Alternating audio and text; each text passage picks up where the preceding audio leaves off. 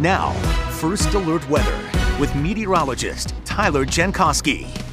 It is a damp evening out there now, but not a whole lot of rain falling across the region. Very patchy in nature and still some wet snow in the Adirondacks and Green Mountains, but that's really confined to the highest elevations. Just about everyone has seen at least some rain or some snow, so most of the roads out there are damp and certainly some light rain falling in the immediate Champlain Valley.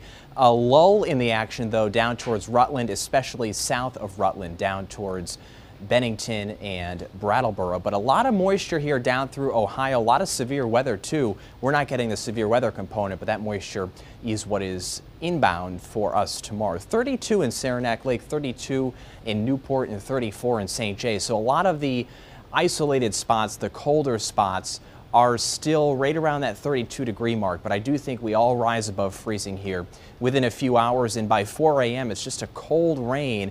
But by then, the surge of mild air is already coming in. So even though the rain will let up from time to time, I do think there's a final batch of heavy rain that comes through around lunchtime. Some sun expected tomorrow afternoon and some snow showers. But the biggest deal tomorrow is definitely going to be the wind. So it's a nuisance in the morning with the rain, but we have the red alert icon for the afternoon and evening hours. Dries out, but the problem is going to be the wind. Sustained wind, not a problem, between 20 and 30, but the gusts will be up near 60, and that's going to be a problem.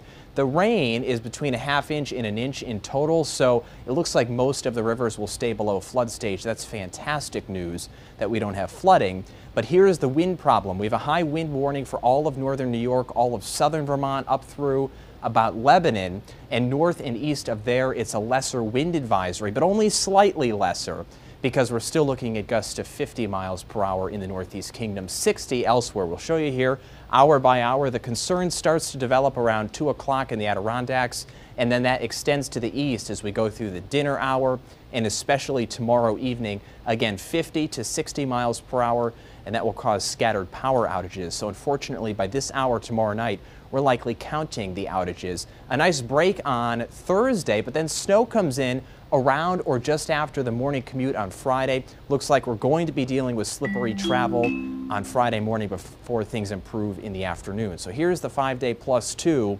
We have the red alert for tomorrow, the wind in the afternoon and evening. Thursday, nice but cold, 36, and then that snow changing to rain on Friday with a high of 43.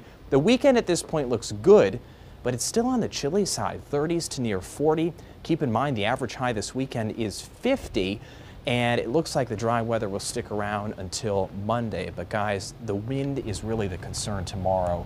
Looks like there will be some power outages. Okay.